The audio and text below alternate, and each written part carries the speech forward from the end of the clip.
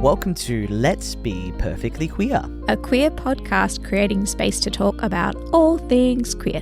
My name is Archie. And I'm Katie. And we are your hosts. Questions of how you identify, seeking answers to clarify. Whether you're queen or somewhere in between, let's be perfectly queer. So today we've got a really exciting episode for you because we are joined by an incredibly talented artist, singer-songwriter, Beth McCarthy. This is fun and I'm drunk and I'm single as fuck, so double the options, double the problems. I get what I want and I want both sides. Don't know how to talk to girls, I'm losing, not cooling, it's stupid. I can never find the words, I'm not usually like this. Butterflies with girls are different. Have you guys heard of Beth McCarthy? You might know her from TikTok. That is where I stumbled upon her, where she interviewed people in her What Do You Call It series. Then I found out she was an incredible singer-songwriter with her song Goodbye. Have you heard Goodbye?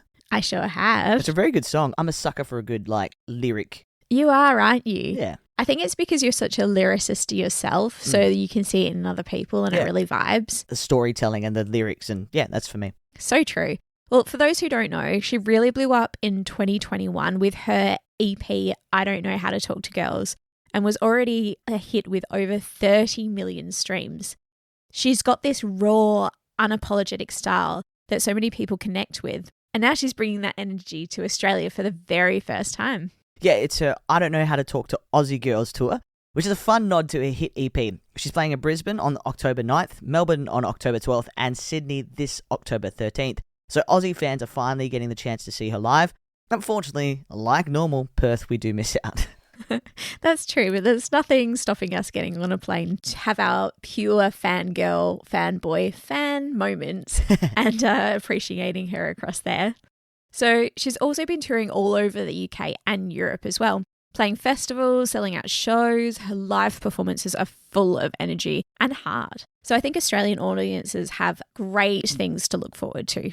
In our chat with Beth McCarthy, we covered her excitement for her first trip to Australia, what fans can expect on tour, including potential new tracks and surprises, and how her identity as a queer artist influences her music. All right, that's enough now. Let's get into the interview. A little bit disappointed when we saw that Perth wasn't included in the dates, but that's fine. That's fine. Oh, Oh, so is everyone. Oh, hello. Oh, come on. Give it a break. By the way, first of all, I want to say Happy Bisexual Awareness Week. You're aware of me. Do you know what I mean? Just a whole week dedicated to you. Yeah, that's It's for literally, me. yeah. It's what it means, right? Literally. Exactly. Yeah. Where are my presents? Well, if you came to Perth, we'd give you the presents. Oh, shut up. Right, Honestly. right. I'm like, yay, I'm coming halfway. Like, I'm coming across the world. Yeah. Yay. And then it's like, why aren't you coming to Perth? I'm like, oh my God, I don't know. It's not, it's a running joke that no artist comes to Perth. No so one ever plays Perth. Yeah, it's exactly. So you're just included in every other artist. So don't stress about that. Right. No, That's it means totally we've got to fine. convince you next time to come back to see us. Yeah, exactly. Absolutely. No, And I'll make that happen. Yeah, exactly. Sure. However you make that happen, I'm sure you can do it. But thanks for jumping on. Thank you for having me. So we got a couple of questions. So you're heading down under in October. I am. First time in Australia, correct? Yeah, ever. So exciting. I'm so excited. What's the first thing on your bucket list that you want to do when you get here? I'm going to the beach. I'm Yes. going immediately to the beach. I'm going to get off a plane. Yeah. I'm going to go and stand on a beach and I'm going to stay there for a few days and then I'm going to play some shows. Yeah, we're actually coming out early to Brisbane and we're going to go to Byron Bay Oh, nice. because that's where everybody's told us to go. And so we're going to have a weekend in Byron and then I get to do my shows. Because I was like, where can I get over the jet lag? On a beach, obviously. So, That's true. That's a very good Yeah. idea. By Yeah. the way, from one white girl to another, make sure you wear sunblock, okay? Be Oh, careful. don't you worry. Good. Don't you worry, because I burn in the clouds. So Oh, wow. I'm gonna bathe in sun cream every day. Good. Yeah. Okay. Yeah, we got this. Thank Good. you though. Thank you for the warning. I needed it. I need to keep being reminded. Everybody forgets how harsh the Aussie sun is. So it's just like, just in case. And it's so beautiful out there and just soaking in the rays. And you can fall asleep Yeah. quite easily. Yeah, and then you wake up and you are the a whole crab. Absolutely. Exactly. Lobster time. That'd be the literal colour of my hair, and that would be great. Exactly. Being a queer artist in the music industry, how does that influence your work? Do you feel there's added pressure to be like a voice for the community, or is it more freeing to just do your own thing? It's honestly like a little bit of both. I think I, for a long time, didn't include my queerness in my music. Like I was very much like, I'll happily sing about boys or anything else. But then if I am going to sing about a girl, then you ain't going to know about it. And that was me for like quite a while. And I did a whole thing. I think I was like, oh, I don't want to just be known as a queer artist. Like, as I think that's it. It's like being a woman, anything, right? Like, it's like, oh, really good female producer. And you're like, I'm just a good producer. Like, you know, a female, whatever, then you're just like, okay, well, you didn't have to. Yeah. So I didn't want to be, I think for a long time I was a bit like, oh, I don't want to just be like a queer artist and just good for being a queer artist, all of that stuff. So you battle that. But then I kind of just, at one point, just thought, I don't know why I'm doing that. You know, I sort of want to really embrace my queerness. And I think I was doing it more in my personal life as well. I was being a lot more kind of openly queer, and I had a lot more queer friends, and that was starting to happen. And so I think naturally it made its way into my music because I write about my life. So I think I kind of made the decision to do that. And then, then the feeling of not pressure, but a little bit just wanting to be a voice did come into it, because my big thing was I didn't really have music that represented my version of queer. You had some queer representation of music, but it's two ends of a scale. It's either I Kissed a Girl by Katy Perry, absolute banger, but you know, we're not going to talk about that one. Or you have the like super queer music where it's like, I'm singing about being a full-blown lesbian and you could never touch this because you have no idea who you are. It's like right in your face. Literally. And I'm like, oh, you're amazing, but I'm not you. So I really wanted to kind of be that, I guess, in my music, and really capture those little moments that I had in my journey. And that's where the Don't Know How to Talk to Girls EP kind of came in, was each song almost represents a different like little step of my journey. So like it starts with the what do you call it before I even knew what I wanted to be, but it's like, I'm different. I'm so different, but I don't know what that means for me. And then it kind of goes through all of the things of like, she's pretty, do I want to be her or do I want to be with her? I don't know. Stress. And I was like, oh, I do want to be with her, but I don't know how to talk to her. Stress. It's actually a lot of stress, to be honest. So being a queer artist and making music is lots of stress. It's just loads of stress, actually. And so that's kind of, I think, come into it a lot, and I think I've done that, and I really love doing that, and I hope to include that moving forward. And I think I'm now at the stage where I'm like, okay, I've really written about like the queer experience, because I think I really would just like to be able to just be queer in music, and it not, I feel like at the moment it's still a bit of like, you're either not, or you're speaking on the queer experience. And I'm like, I actually just want to speak about my experiences, and in those I am queer. Like that would be great. And I think that's sort of what I'm going to try and do in my next thing, is like write songs just for writing songs about whatever's going through. And if they're about a boy, they're about a boy, and if they're about a girl, they're about a girl. And I could have an EP where there's a song about a boy in there and there's a song about a girl on there, and they live together in harmony. Or anyone else who I happen to come across in my travels. No, I love it, because I'm a sucker for lyrics, and so the song The Goodbye, I love the quirky little lyrics in it. It's not punny, but it's like quirky, and I'm like, I like the intertwine of that. I think it's really clever. It also is incredibly punny. I mean, you can say it. It's fine. Cool. I really listen. The song is called Goodbye. I think we can. Yeah, that's true. We can own the fact it's puns. I know it's dad jokes everywhere. I'll own it. It's fine. But that was kind of the point, because I was like, biphobia is rife still, and you know, people look at you, and for whatever reason, bi just never comes into it, because it's like, oh, you're singing about girls, great, you're a lesbian. Oh, you're singing about boys, okay, you're straight, and that's really disappointing for everybody involved. And you're like, oh, that's annoying. So like having the song that's just, it's supposed to be tongue-in-cheek and lighthearted and makes you feel good, but actually I'm singing about quite real, like, hey, shut up vibe. Yeah. And so, yeah, I think that was kind of like part of it, where just not taking yourself too seriously and quite a serious like thing. Because if you get too serious about it, because I haven't noticed that it is something that you can easily get wrapped up in being just too serious. And then it's just really annoying for you yourself because you're just like constantly getting irate about it. And life's too short. Yeah. It's just like, okay, people don't get it. Slay. Yeah. Like, I'm still going to kiss who I want to kiss, you know? Exactly. And you got to have some fun. Like, you know, they're your songs and you want to have fun performing them. And yeah, that's just, when I listen to that song, I'm like, oh yeah, this just makes you happy. It's got a good message and it makes you happy. Yay. So we got to talk about the tour. Yes. What can fans expect? Some new bangers, a few surprises, any cheeky covers? What do they expect from your show? Always a cheeky cover. I love a cheeky cover. I just have to. I don't know. I think I was raised in the like gigging scene and busking as well. So like I know the power of a good cover. I love the power of a good cover. Yeah. So I will always include one. I think probably even if I were to get to like Beyonce level, like it's gonna happen. Okay. Oh, 100%. We believe in you. Yeah, thank you. Even if I was to get there, I'd probably still be covering songs. I'm like, they're so much better than me. So here's someone else's song.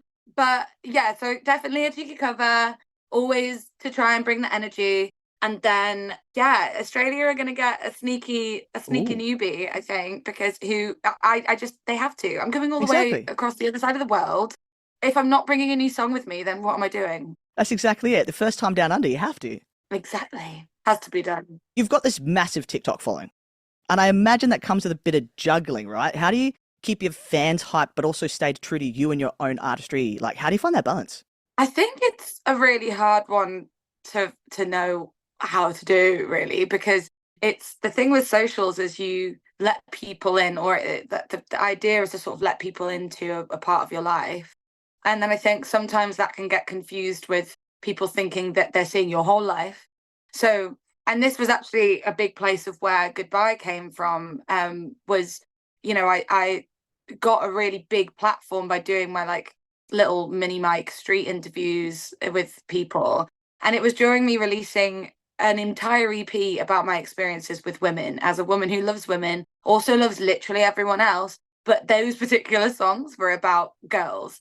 And so all of the conversation that was being had around it, all of the interviews were with girls who like girls. That was the idea, because that's what the songs were written for. Yeah. And so there wasn't any kind of deliberate exclusion of anyone else, but it's like me talking to a straight man about anything is not really aiding my song about the first time I slept with a girl. Yeah. Like it's just, Yeah. in fact, that's probably a negative connection to be making. I don't want his opinion, you know?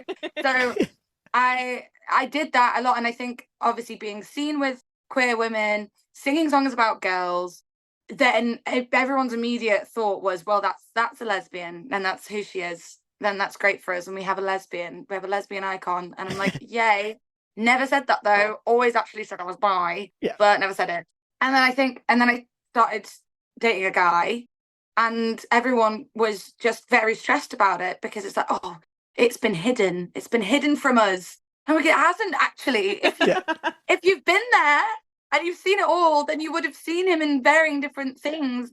However, what you're seeing is like literal promotion of my music, and also just like trying to be more of a platform for queer women, because I am a queer woman. Yeah.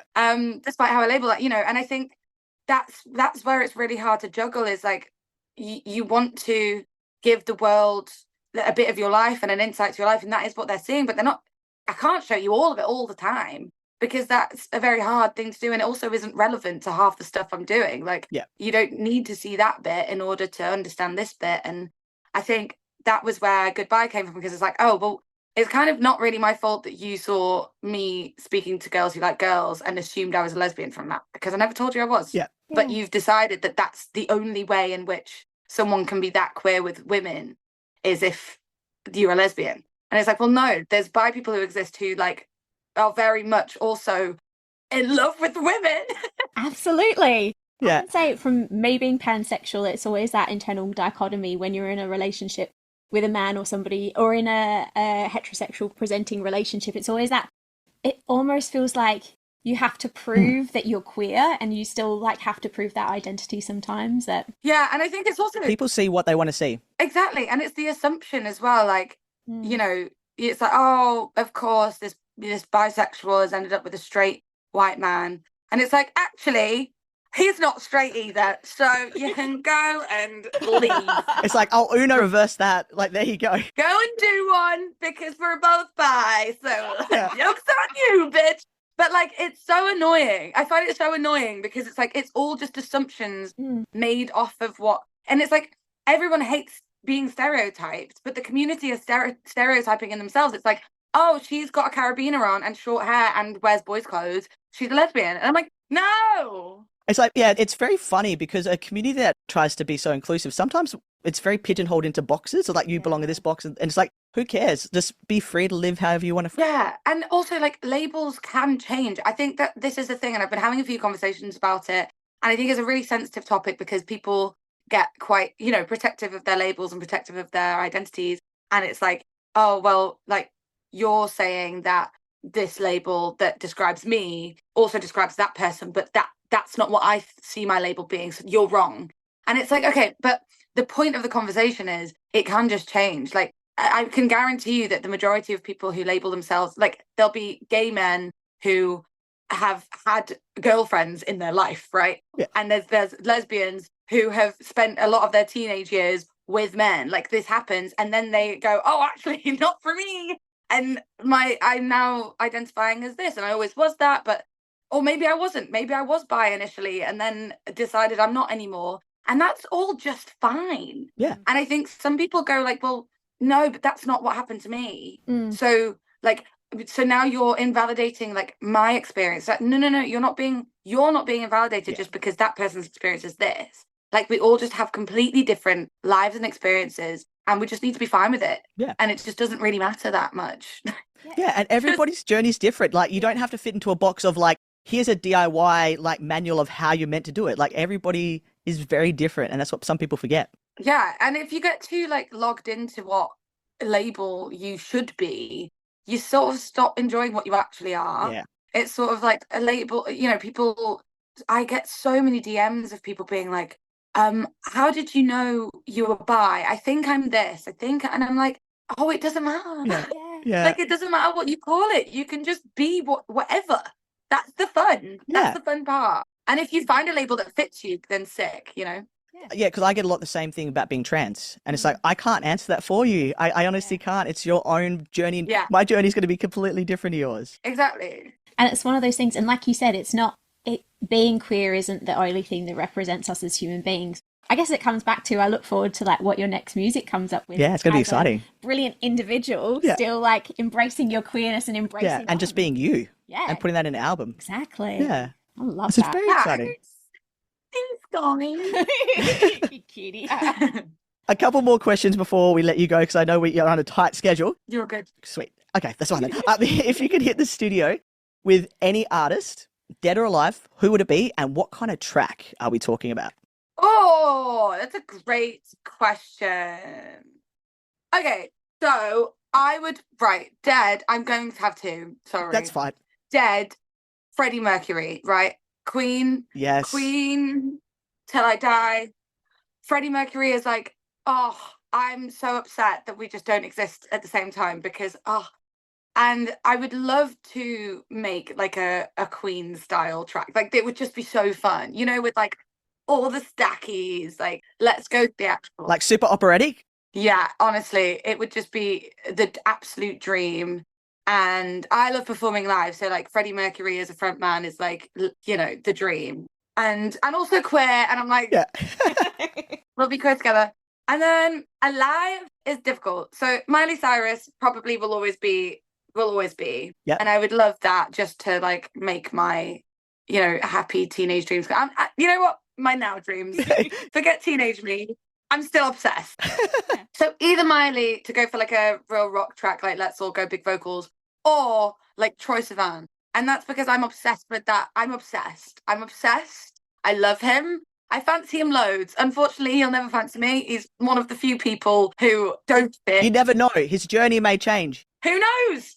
Do you know when I'm talking about changing labels? Troy. Troy. If you ever fancy it, you know where I am. Honestly. And did you know Troy is actually from Perth? So if we ever see him around here, we'll show him this. Let him know. Let him know. Honestly, I'm like, I love him so much. I just think he's such a slay, and I love him, and I really like that kind of. I'd love to do something that branched into that world, because I'm a band girly at heart. Yeah. Like I'm a pop girly who wants to be a rock star. I love like instruments and like guitars, and that is where my heart lies, and that's the music I will make. But it would be cute to do like a little, like a cunty Troye Sivan like collab vibe, just to see how it feels. Why not? Yeah. You never know. You never know if you know? don't like it if you haven't tried it. Is that what they say? That's what they say. Oh, bless. So touring can be exhausting, and obviously you're going to have to come all the way. What's your ultimate guilty pleasure when you just want to chill out, relax, or if you want to go a bit hard? What is your guilty pleasure on tour? Oh, what is my guilty pleasure? This isn't my guilty pleasure, but something I find really funny is that when I knew I was coming to Australia, I was like, right, I've got to sleep on that plane. I've never been more invested in neck pillows in my life. And I was on TikTok, like, the best neck pillow, I was there at 2 a.m, like, scrolling. Here are my reviews on the best neck pillows for flight. And I'm like, what am I doing with my life? Anyway, I'm not gonna lie. And which one did you choose, by the way? Well, I've got a few.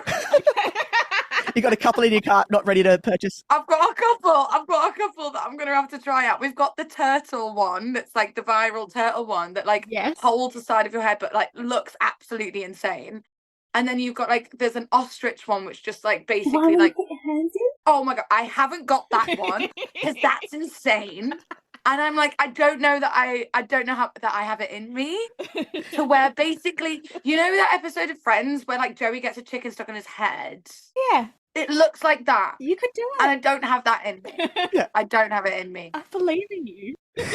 However, I'm not gonna lie, I would love to say that I'm a really healthy tourer, and I need to start being that. And if my management is listening to this, I promise I'll be healthy. Yeah. I do go a bit hard. I like to go out. I like to experience the bars. Okay. And so like I also really like, I went and toured Dublin, and so we obviously had to get a Guinness. Oh, yeah. And then you like, what I mean? It's like we're in the place. So what's my thing in Australia? What do I need? You need to do a shoey. You need to do a No, shoey. don't make her do a fuck shoey. off. Don't make her. We like her. We don't make her do a A shoey. shoey. No, don't listen. You never to know. her. It might happen. We've Like, got great it's- coffee. we do. We've got amazing coffee. But it's Espresso iconic. A martinis. shoey is iconic. You go like... No. don't do Espresso it. martinis are great. I was gonna say you can shut up about your shoey. Espresso martinis. I'm here for it. So yeah, I do like a little drinky and a little boogie. I really enjoy like a random night out after a tour show. Like if I've got like a day off the next day. And luckily coming to ours, we've planned it because I'm coming so far that I'm gonna get a couple days either side. That's good. Awesome. So we're gonna go to Byron for the weekend before Brisbane. So it's like we can get into Brisbane, we do a little drive and sit on a beach, and then we'll do the shows and then have a couple days in Sydney after. So I can actually experience a little bit of Oz as well. Are you going to try to climb the Sydney Harbour Bridge? Oh. What is that? So you can actually you book it and you can literally climb over the Sydney Harbour Bridge like all attached and stuff and go up. Do you have a fear of heights? No, that sounds kind of fun. You should Yeah. definitely do it. Absolutely. Maybe I should do that. And then you can think of us right when you're right Okay. at the top. Yeah. Yeah, I'll look for you because from up Yeah, there, yeah. All the way over in Perth. I'll be like, hello. We just pop up. Yeah, you're like, what? I'm like, what? I had no idea. Yeah. No, I might give that a go actually. That sounds fun. Yeah, and are you going to do like the hold the koala thing that most people do? And Probably not, no. I don't know why a lot of people do that. I don't think I have ever really felt the need to hold a koala. I have a sausage dog, kind of like does the same, I guess. I don't know. Yeah, that's all you need. That's all you need. Shorter legs, but a nice cute thing that you're holding. So, And it doesn't smell. Koalas, people don't know. Koalas smell. Yeah. oh, do they? Yeah. Oh. Well, yeah, so Oh. I know. That's kind of heartbreaking, actually. Like these smelly little koalas. Oh, bless them. All right, so give us your best elevator pitch. Why should everyone get off their couches and fly from Perth over to see you and come to your shows when you're here in Australia. From all the way from Perth.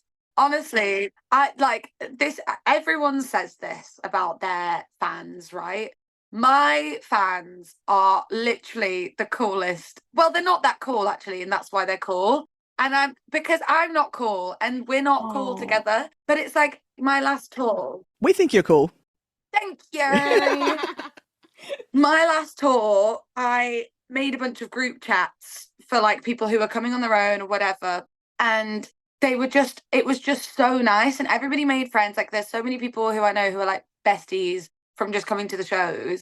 And like, I don't know, it just feels really vibey. I think for me, because I love live music. I love performing live. I love being in the crowds. And so for me, any tour, I'm like, right, that's where I'm putting my energy. Like, fuck the music. Do you know what I mean? Yeah. Like the shows, that's what matters. So I'm just like, I want to create a space where we just actually have fun and you're there. And I'm not just going to go and sing some songs at you. Like I want us all to have a good time. Yeah. And so if that's what you're into, just coming in. And also, you know, it naturally becomes like kind of a safe space for queers. And it is something I try to do, but it almost like does it itself, because I think like, you know, the music does represent the little grey areas of queer people. And so there are a bunch of people who don't know how to talk to girls because they get the song, you know, and it's all just really accepted that some of us are a bit nervous, but you don't need to be. And yeah, it just ends up being a really nice space. I know people who have met their partners at my shows. So That's so cool. if you're looking for love, if you're looking for some queer love, you know where I am, you know? No, that's awesome. I can do that for you, maybe. Love that. Like speed dating. Just come along. You never know who's going to be there. Exactly. Come along. So if you want a queer safe space, if you just want to have fun, if you already know me and you're like, can't be bothered, but you're going to get a new song that nobody's ever heard before. So then you should come, sneak a little cover. You don't even have to only listen to my songs. You can listen to someone else that you probably will like, you know? So loads of reasons to come. It sounds like it. No, it sounds great. So yeah, thank you. Thank you so much. It's been a lot of fun. Thanks. Can we just ask you a little favor? So what I'm going to do is I'm going to do this little sign out and I'm going to go, until next time, I hope that we have been. And then could you finish with Perfectly Queer? All right.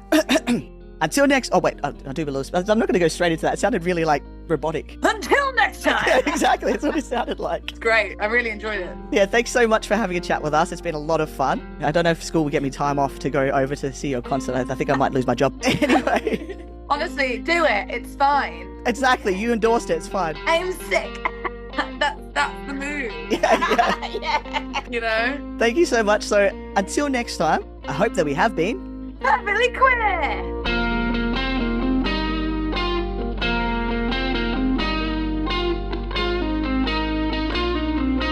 Let's be perfectly queer.